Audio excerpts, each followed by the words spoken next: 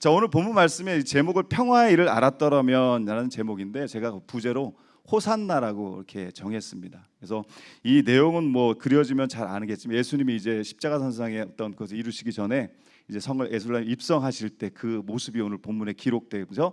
그 성을 바라보시면서 하나님 아버지의 간절한 마음으로 우셨다라는, 그냥 성경에 보면 가까이 오사 성을 보고 우시며 뭐 그냥 눈물 한두 방울 흘리신 게 아니라 너무 애절하게 간절하게 사랑의 마음으로 성을 바라보시며 우셨다라는 거예요.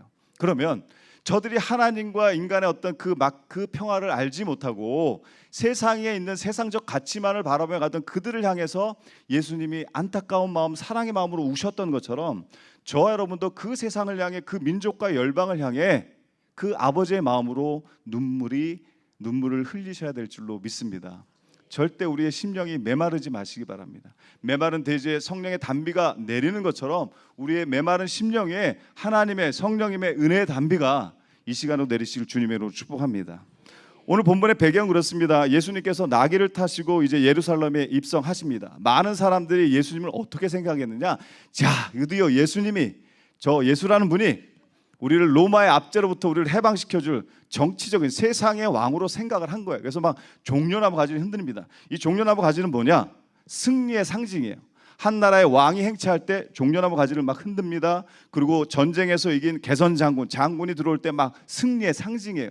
그런 것처럼 예수님이 자기들의 어떤 정치적 로마의 압제로부터 이제 우리를 해방해줄 이 땅의 왕으로 그들은 외치며 호산나를 불렀다라는 거죠. 그러나 예수님은 그러한 성을 바라보며 그러한 자들을 바라보며 우셨다라는 겁니다. 그 이유는 이제 예루살렘의 멸망을 아셨기 때문에요. 오늘 본문 42절에 44절 말씀이 바로 예루살렘 멸망에 대한 말씀인데, 이처럼 사람들이 하나님과의 그 평화를 이루어야 되는데 세상에서 누리는 평화만을 생각했기 때문에 예수님이 바라보시며 우셨다라는 것입니다.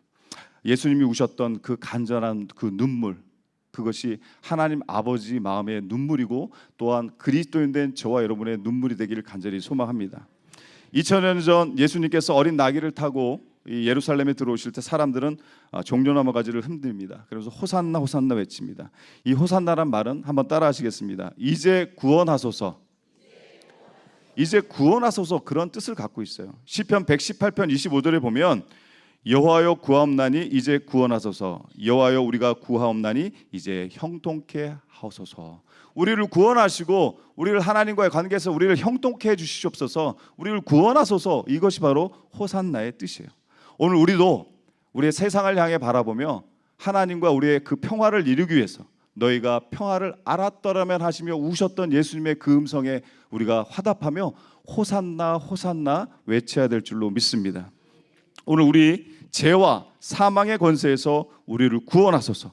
민족과 열방의 하나님의 평화가 저 북녘 땅에도 또 많은 이슬람권에도 하나님의 평화가, 그 하나님의 구원의 역사가 죄와 사망을 통해 구원해 주시는 그 역사의 그 호산나를 외칠 때 우리가 하나님과의 우리의 관계의 평화를 진정으로 알게 될 줄로 믿습니다. 우리들의 호산나에 대해서 제가 오늘 포커스를 거기에 맞춰서 짧게 세 가지로 말씀을 전하도록 하겠습니다. 첫째, 따라하십니다. 죄와 사망의 권세에서 우리를 구원하소서. 다른 그 어떤 게 아닙니다. 세상적 가치, 세상에서 무엇이 아니라 바로 하나님과 우리의 관계 속에서 바로 정말로 중요한 죄와 사망의 권세에서 우리를 구원하여 주시옵소서. 이런 호산나를 외칠 때 우리가 그 평화를 알게 될 줄로 믿습니다. 자, 말씀드린 대로 그 당시 사람들은 예수님이 로마를 무찌르고 왕이 될 거라 생각합니다.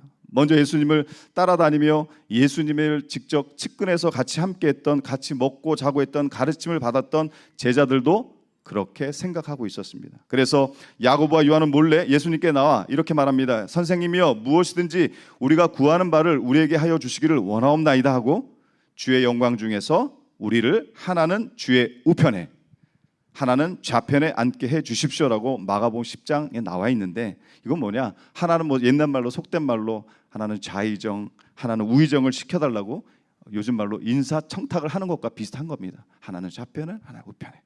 가룟 유다도 예수님을 팔아넘긴 이유가 여러 가지로 축축됩니다. 물론 하나님의 계획하심이었지만 그 가운데 하나가 예수님께서 로마를 무찌르고 왕이 될 것으로 이 가룟 유다도 아마 인간적으로 그렇게 생각했을 것입니다. 많은 사람들이 믿었던 것처럼. 그러니까 이 가룟 유다가 그 공동체 무리에서 회계를 담당했는데 자기가 회계이니까 경제 담당 부총리 겸 재정경제부 장관 자리는 아마 사전에 예약되지 않았을까라고 이렇게 아마 생각했었을라고 추측을 합니다. 자, 그렇게 되지 않으니까 자기가 생각한 대로 예수님이 그러한 모습이 아니다 보니까 예수님을 팔아 넘겼을 것이라고 생각합니다.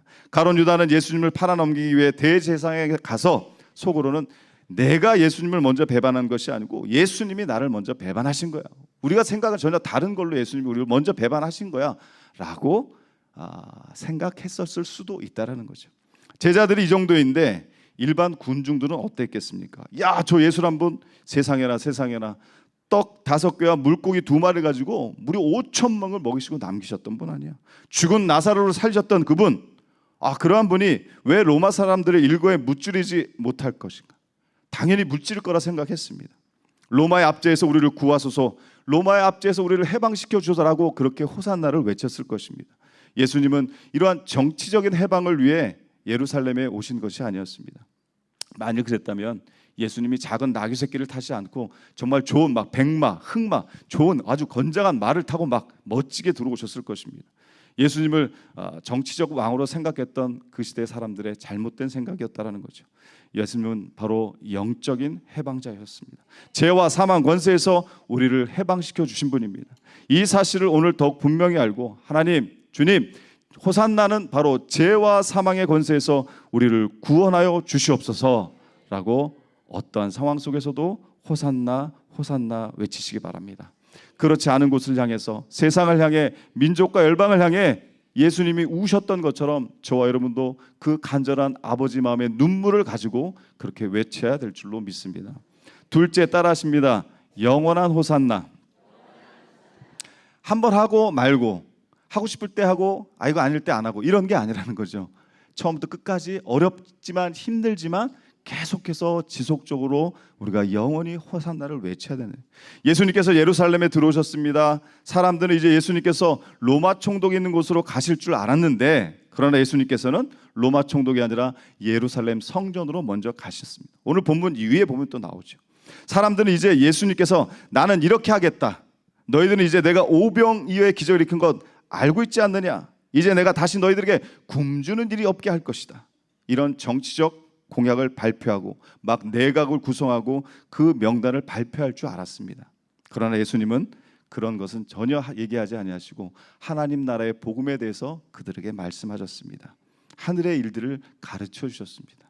사람들은 생각합니다. 속았다. 우리가 기대했던 그 예수님은 아니구나.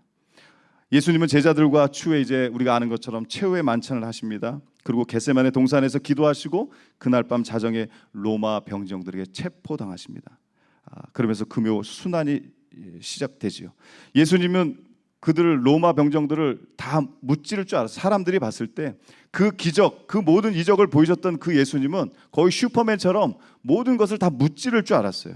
그러나 무기력하게, 연약하고 힘없고 무기력하게 체포당하시고 그는 재판받고 십자가에 못 박히게 됩니다. 사람들은 신방합니다. 십자가에 못 박히라고, 십자가에 못 박으라고.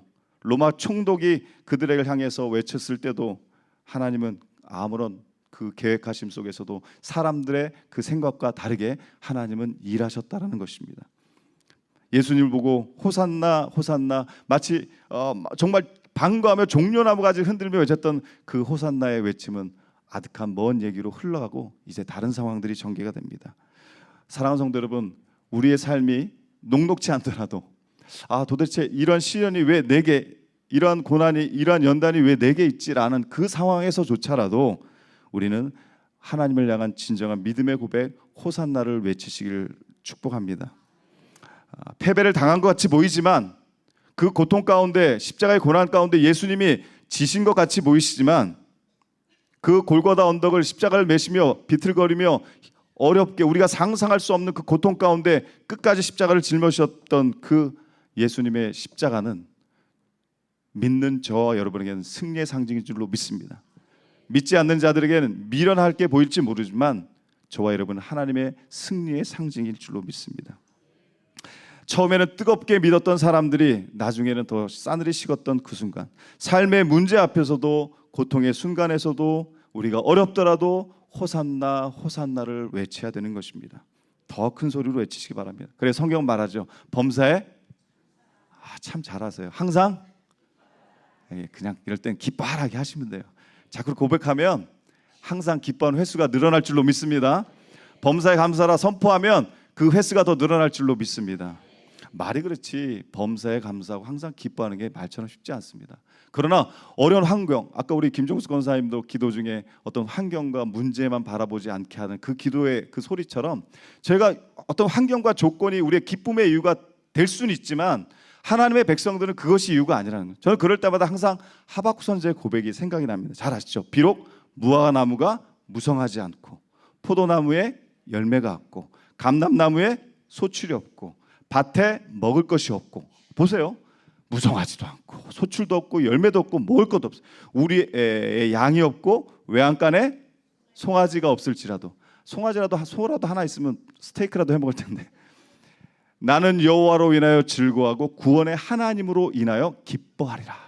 그러니까 어떤 환경과 조건이 우리의 기쁨의 이유가 될 수 있지만 하박국 선지자, 그것이 내 즐거움과 기쁨의 이유는 아니다. 그게 무엇이 없고 다 없어도 나는 그저 하나님 때문에, 예수님 때문에 즐겁습니다. 하나님 때문에, 예수님 때문에 기쁩니다. 이것이 어떤 환경과 조건에 휘둘리지 않는 그러한 자가 영원한 호산나를 믿음으로 고백하게 될 줄로 믿습니다. 끝으로 세 번째 따라하십니다. 세계를 향한 호산나. 이 세계 민족과 열방을 향해 외치는 그 눈물의 고백, 그 눈물의 외침, 그 선포함이 바로 하나님께서, 예수님께서 그토록 우리에게 알기를 원하셨던 그 평화를 우리가 알게 되는 계기가 될 줄로 믿습니다.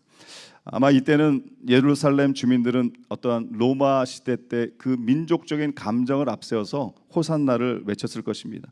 주의 이름으로 오시는 이 곧 이스라엘의 왕이시여. 또 마태복음에 보면 호산나 다윗의 자손이여 이렇게 기록되어 있고, 마가복음은 찬송하려다 다윗의 나라여 가장 높은 곳에서 호산나 하더라 이렇게 기록됩니다. 바로 자기 민족의 구원을 위해서 호산나를 외쳤다라는 거죠. 그러나 오늘 저와 여러분은 우리 민족뿐만이 아니라 열방을 향해, 세계를 향해 호산나를 외쳐야 될 줄로 믿습니다. 주님 보소서, 저기 구원받지 못한 영혼들이 있나이다. 바로 가깝게는 우리 북녘 땅 지하교회에서 어렵게 목숨 걸고 하나님을, 예수님을 만나고 있는 들, 또 북녘 땅의 어떤 여러 가지 복음의 역사, 또 그 옆에 중국의 그 13억 엄청난 인구의 그 대륙, 또 이 땅에 많은 이슬람권의 그 사람들을 향해서 하나님 호산나 구원하여 주시옵소라고 우리가 간절히 외쳐야 될 줄로 믿습니다. 호산나가 무엇이겠습니까? 예수님께서 예루살렘의 멸망을 하시고 우심히 하셨던 그 간절한 외침이 오늘 우리가 하나님의 사랑과 십자가 그 사랑에 감격하며 이런 호산나를 외쳐야 될 줄로 믿습니다. 하나님의 사랑을 느끼며 사는 것도 중요하지만 더 귀중한 건 우리의 은혜의 눈물이 마르지 마시기 바랍니다. 또 구원의 그 십자가의 그 사랑의 감격이 식어지지 않기를 간절히 소망합니다. 이것이 감사의 생활인 거죠. 그래서 우리가 찬송가 85장에도 보면 정말 그러실 줄 믿습니다. 구주를 생각만 해도 내 마음이 좋거든. 예수님만 생각해도 막 부담스러우십니까? 예수님만 생각해도 좋거든. 하나님 사랑 생각할 때 내 입가에 어떤 내 근심과 모둠과 사라지고 절로 웃음이 나면 안 되죠. 교회로 웃음이 나와야 되는 어떤, 또 무슨 얘기인지 모르시네. 예. 실망의 눈물이 아니라 감사의 눈물이 쏟아지고 가슴 벅찬 그 감격, 그 설레임이 있어야 되는 거죠. 하나님을 생각하고 예수님을 생각하고 이 말씀을 보는데 내 마음에 감격과 설레임이 무뎌진다면 안 된다라는 거죠. 찬송하다가도 눈물이 날 때가 있으시고, 기도하다가도 주님 만지심을 느낄 때가 있고, 말씀을 듣다가도 뭔가 힘을 얻고 위로받는, 우리가 그러한 영적 에너지로 사는 거 아니겠습니까? 목사인 저도 마찬가지예요. 우리 성도님들 마찬가지예요. 코로나 때 우리 어려운 시간 보냈지만, 야, 같이 모여서 기도하는 게 이렇게 귀한 거구나. 같이 모여서 찬양할 수 있는 게, 말씀을 나눌 수 있는 게, 그것이 우리에게 행복인 줄로 믿습니다. 찬양 부리다가 힘이 생기고요, 기도하다가 능력 받는 거고요, 말씀 듣다가 그 말씀이 내게 능력이 되니까 세상에 6년금 홍삼보다 더 좋은 게 하나님의 복음의 메시지인 줄로 믿습니다. 신앙생활, 믿음 생활이 무엇이겠습니까? 주님 사랑에 대한, 하나님 사랑에 대한 나의 응답이라는 것입니다. 그렇다면 그 사랑을 감격하며 산다라는 것 무엇을 말씀하겠습니까? 예수님을 사랑하지 않고서는 아무것도 사랑할 수 없다라는 거죠. 기도할 수도 없습니다. 예수님 사랑하는 마음 없으면 전도도 안 돼요. 예수님 사랑하는 마음 없으면 하나님 앞에 시간도 물질도 헌금도 예물도 봉헌할 수 없다라는 거죠. 사랑하는 성도 여러분, 우리가 예수님을 처음 만났을 때, 그분이 나를 만져주실 때, 내 손을 붙잡아 주셨을 때 주님을 뜨겁게 사랑했던 그때를 기억하시기 바랍니다. 나름대로 다 첫사랑이 있으시잖아요. 참으로 그 사랑이 너무나 귀하고 감격스러워서 정말 말씀을 듣다가도 나도 모를 눈물이 흐르고 찬양을 드리다가도 또 그 시간들, 그러한 믿음 혹시나 메마르거나 무뎌지거나 잃어버리지 않으셨습니까? 내가 때로는 삶의 일로 너무 바빠서, 내 삶의 무게가 너무 무거워서, 내가 짊어질 십자가 머리로는 알지만 몸소 행하지 못한 그 이유가 무엇이 있겠습니까? 하나님, 제가 이 문제만 해결하고 나면, 하나님께 이 문제에 응답해 주시면, 또 내 자녀가 좋은 대학 가면, 좋은 직장 취직하고 나면, 이 문제만 해결하고 나면, 이렇게 살지 않으셨습니까? 근데요, 우리가 늘 이렇게 살아도 그럼에도 불구하고 우리 하나님은, 예수님은 저와 여러분을 여전히 사랑하고 계시다. 이 나라와 이 민족 열방을 향해 여전히 긍휼의 마음을 가지고 울고 계신다라는 거죠. 예수님이 그 성을 보시고 우셨던 것처럼 오늘 우리를 보고 우실 때 우리가 그 울음을 통하여 저와 여러분도 하나님 앞에 더욱더 가까이 나가시를 간절히 소망합니다. 오늘 말씀을 통하여 우리 모두 회복되기를 소원합니다. 처음 믿을 때 주님을 사랑했던 그 간절했던 믿음, 그 사랑을 날마다 회복하시고 내 영이 메마르지 않게, 내 눈물이 마르지 않게 늘 그렇게 나아가시길 바랍니다. 그렇죠. 믿음의 위기, 신앙의 위기는요, 하나님 말씀을 몰라서가 아니에요. 교리를 몰라서가 아닙니다. 바로 그 사랑을 잃어버렸을 때, 그 사랑이 식어졌을 때 하나님은 우리에게 늘 말씀하고 계시는데, 우리가 그 하나님을 바라보지 못하고 세상을 바라볼 때 우리의 영이 마른다라는 것입니다. 사랑하는 성도 여러분, 하나님을 바라보시기 바랍니다. 그리고 그 설 향해 우셨던 것처럼 민족과 열방을 향해, 내 이웃을 향해 그 내가 받은 사랑 너무 감사해서 그 사랑을 전해야 되고 증인된 사명을, 우리가 그런 삶을 살아야겠기에 세상과 열방을 향해 호산나 하시며 그 눈물을 흘리시는 저와 여러분 되시길 간절히 소망합니다. 오늘 말씀을 마치겠습니다. 사랑하는 성도 여러분, 이 죄와 사망의 권세에서 나를 구원하여 주시옵소서. 그 외치던 호산나, 잠깐 그때만 외친 것이 아니라 변함없이 계속해서 부르는 호산나. 주님께서 예루살렘을 향해 우시며 너도 오늘 평화에 관한 일을 알았더라면 하시며 간절히 우시며 말씀하셨던 것처럼 호산나, 세계를 향한 호산나를 외치고 주님의 사랑을 실천하는 우리 숭의교회와 성도님들이 되어야 될 것입니다.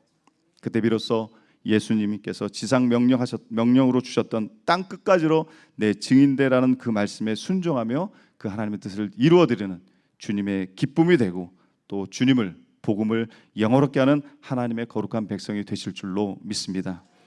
지금 평화를 상징하는 어린 나귀를 타고 여러분과 저의 마음 가운데로 입성하시는 예수님께 날마다 호산나를 외치며 예수님을 맞이하시는 귀한 하나님의 백성들이 다 되시길 주님의 이름으로 간절히 축복합니다. 기도하겠습니다. 사랑의 하나님, 감사합니다. 이 땅을 향해서 또 우리 주님께서 간절하게 바라보시며 사랑의 마음으로, 긍휼히 여기시는 마음으로 우셨던 것처럼 저희들도 하나님을, 예수님을 바라보며 또 민족과 열방을 바라보며 우리의 믿음의 눈물이, 영적 눈물이 메마르지 않게 하시고 우리의 심령 가운데 우리를 만지시고 또 우리를 치유하시고 회복하자고 우리를 포기하지 않고 사랑하고 계신 하나님의 사랑을, 그 십자가의 감격 잃어버리지 않게 하셔서 날마다 메마른 심령에 은혜의 담비를 부어주시고 복음의 능력의 말씀을 부어주셔서 민족과 열방을 향해 하나님과의 그 평화를 이루는 호산나를 외치는 우리 모두가 되게 하여 주시옵소서. 감사드리며 예수님의 이름으로 축복하며 기도드렸습니다. 아멘.